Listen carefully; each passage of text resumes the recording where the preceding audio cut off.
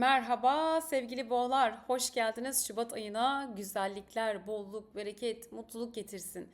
Şubat ayımız zorlu bir ay maalesef. Hemen başından söyleyeyim. En çok etkilenen burçlardan birisi olacaksınız. Evet, hemen şöyle 2 Şubat'la başlayalım. Aslan Dolunay'ı Türkiye saatiyle 1.09'da gerçekleşiyor sabah saatlerinde ve aynı zamanda Berat Kandilimiz, hepimize iyi kandiller olsun.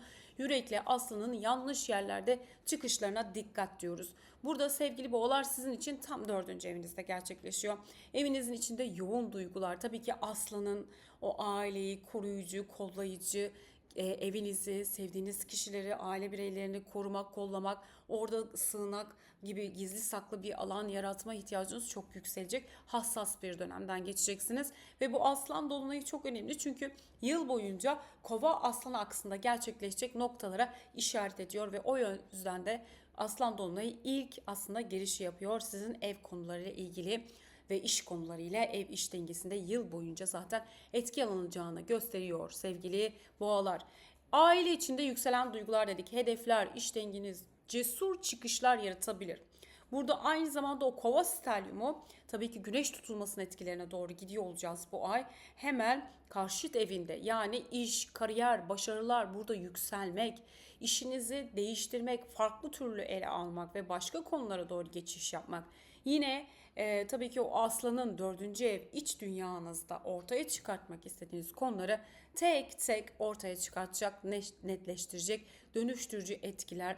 Tabii ki burada aslanın o kükremesi gibi diyoruz. Evin içinde liderliğinizi ortaya koymak, evin içindeki kadın figürler, ailenizdeki kişiler, hassas olduğunuz noktalara karşı burada dikkat etmek gerekiyor. Çünkü aslanın o yüksek oktavlı güç gösterme durumu söz konusu olabilir. Yenici kırıcı etkiler ortaya çıkartabilir. Çünkü Mars da burada çok aktif. Özellikle Kova ile beraber özgürlükçü, bağımsız, hem evinizi çekip çevirmek, kollamak, aynı zamanda yapmak istediğiniz hedeflerle ilgili geçmiş konularda giriyor burada işin içine. Buradaki olayları dönüştürmek istiyorsunuz. Siz sevgili boğalar önemli dönüşümlerden geçiyorsunuz. Burada liderliğinizi ortaya çıkartırken kırıcı etkileri lütfen dikkat. Bir takım şeyler değişecek. Eviniz ve özellikle işinizle ilgili çok ani, demiştik ya burada yanlış yerde yanlış çıkışlara çok dikkat.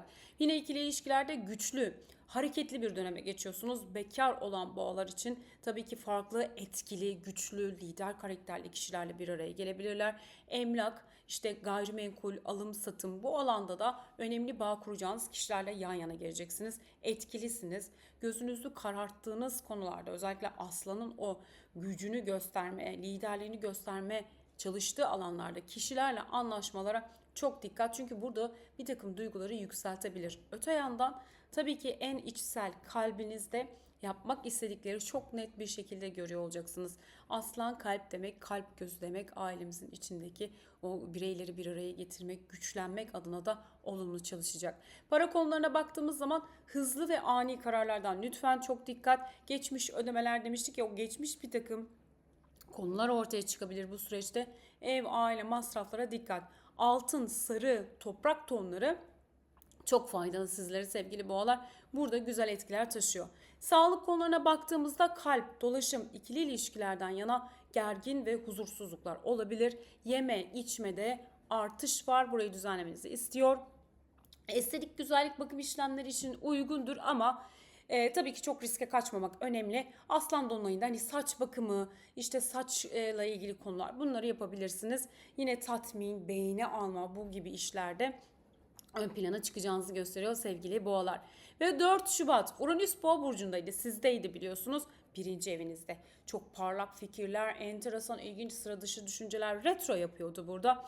Bazı işleri gerçekçi, somut hale çevirmeye çalışıyordu ve zorlanıyordu. Şimdi ileri hareketine geçecek. Konularınız hızlanıyor. İş ve meşgalelere ele alışınız değişiyor. Fikirleriniz değişiyor. Biraz orijinal, farklı noktalara doğru güzel, etkin çözümler buluyorsunuz.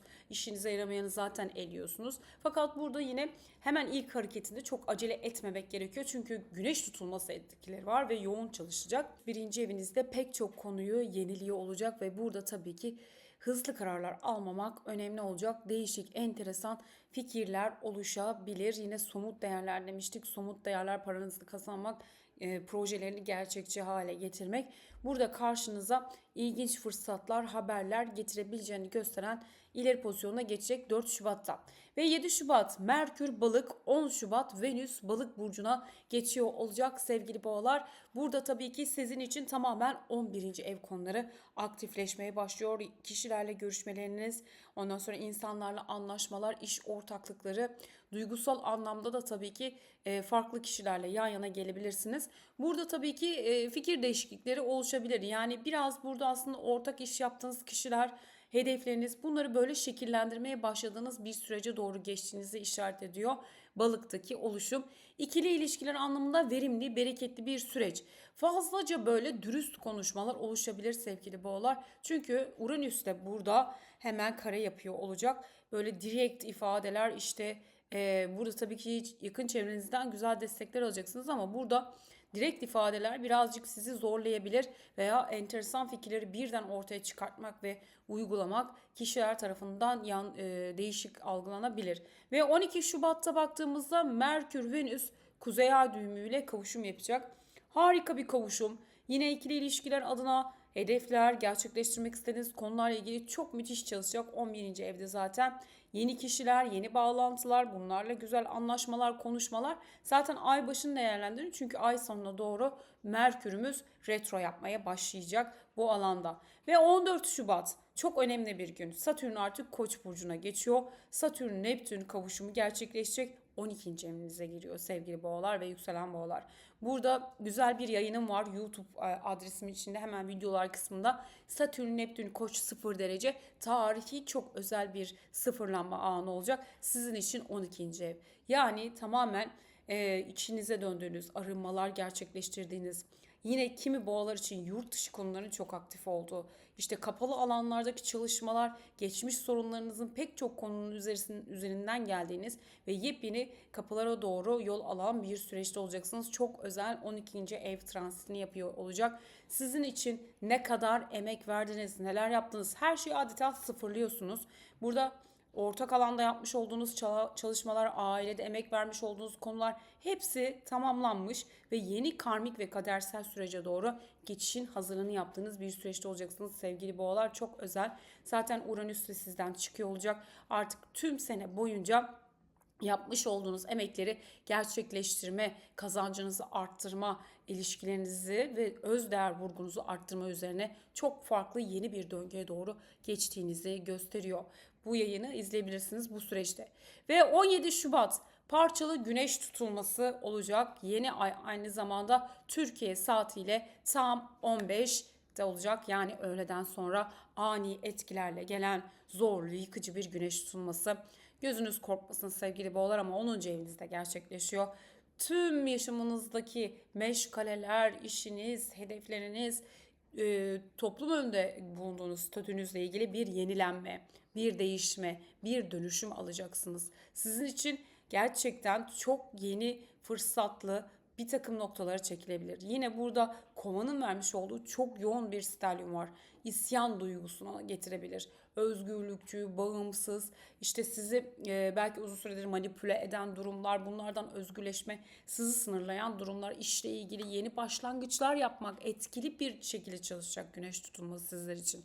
Yine iş, aile, buradaki denge çok önemli olacak. Bir şeyler değişiyor. Yepyeni bir konuya adım atıyorsunuz ama burada aynı zamanda aileniz, eviniz, işiniz, burayı dengelemek çok fazla önemini arttıracak sevgili boğalar.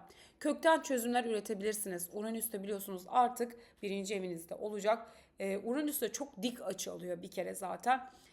Burada değiştiremediğiniz bir takım konuları veya uzun süredir aynı şekilde yaptığınız zaman sonuç elde edemediğiniz konularla ilgili yeni kararların oluşmasına neden olacak durumların fitilini ateşleyecek. Hayırlısıyla gelsin.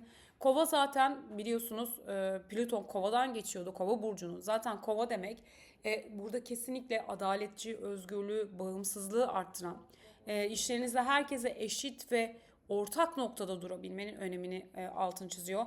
Ortak noktada duramadığınız konularda burada tamamen bazı sınırları çizip yeni bir sisteme geçeceğinizi işaret ediyor bu güneş tutulmasıyla. Para konularında gelgitli değişimler oluşabilir. Paraya çok önem verin sevgili boğalar. Burada anlaşmalar yaparken çok dikkat. destekleniyor olacaksınız. Yeni konuları geçiyor olacaksınız ama para konusunda tabii ki önemli ödemeler, giriş çıkışlar söz konusu. Sağlık konularına bakalım. Sağlık konularında kalp, dolaşım özellikle en birinci alanımız. Bedenimize lütfen yüklenmeyelim sevgili boğalar. Geçmiş kronik rahatsızlıklarınız varsa, yine burada eklem, işte kemik bu gibi problemler varsa hemen güneş tutulmasına gelmeden önlemlerinizi lütfen alın. Ani tepkiler, işte kazalar, yaralanmalar, ani hareketler, işteki hıza dikkat etmeniz gereken bir güneş tutulması olacak. Zorlu demiştik. Bu süreci atlattıktan sonra gerçekten güzel günlere, güzel yenilenmelere, bollu bereketli döneme doğru geçiyor olacaksınız. Merak etmeyin. Güzel bir kova güneş tutulması diliyorum sizler için. Ve 18 Şubat'ta Güneş Balık burcuna geçiyor. Tabii ki 11. ev demiştik. Burada artık o işle ilgili o güneş tutulmasındaki değişimleri atlatıp yeni kişilerle daha şefkatli, ılımlı, empatik, ulumlu, akıcı enerji içinde olacağınız bir sürede olacaksınız. Ve ayın en güzel günlere, tabii ki 19'unda biliyorsunuz Ramazan ayı başlangıcı olacak. 22-23 Şubat çok güzel. 22 Şubat pazar gününden itibaren Ay Boğa sizin burcunuza geçiyor. Yükselmeye başlıyorsunuz. Enerjiniz yükseliyor. İkili ilişkilerde çok güzel atımlar yapabilirsiniz. Ve 23 Şubat en güzel günler. Pazartesi günü Güneş Fam altta kavuşuyor. Burada mistik, ruhani, özellikle bir uyanış, yapmak istediğiniz hedeflerde bir uyanış. Yine baş melek Cebrail'i sembolize ediyor. Vizyoner, ilham verici. Bu kişilerle yan yana gelebilir. Yine ortaklı güzel konuşmalar içinde olabilirsiniz. Bu 2 günü lütfen kullanın ve değerlendirin. Ay çünkü çok olumlu çalışacak Boğa burcunda. Ve 26 Şubat Merkür artık balık retrosuna başlayacak sevgili boğalar, tam 11. evinizde. Demiştik ya, ayın bu güzel günlerini kullanın, sonrasında hemen Merkür retrosuna giriyor olacak. Fakat bu defa ortak konular, anlaşmazlıklar, geçmişte kalmış işler, bunları ortaya çıkartarak temizleyecek, düzenleyecek, yenileyecek burada. Çünkü bir şeyler tamamlanıyor. Artık Merkür de burada retro yaparak biraz geri dönerek diyecek ki burada arkadaş ortamında hedeflerinle biraz bir revizeleri de gerçekleştir. Biraz daha revizelenmen gerekiyor.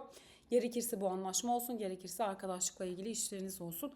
Burayı düzenli olacak. Yalnız yanlış anlatmalar, yanlış anlaşılmalara açık da bir süreç.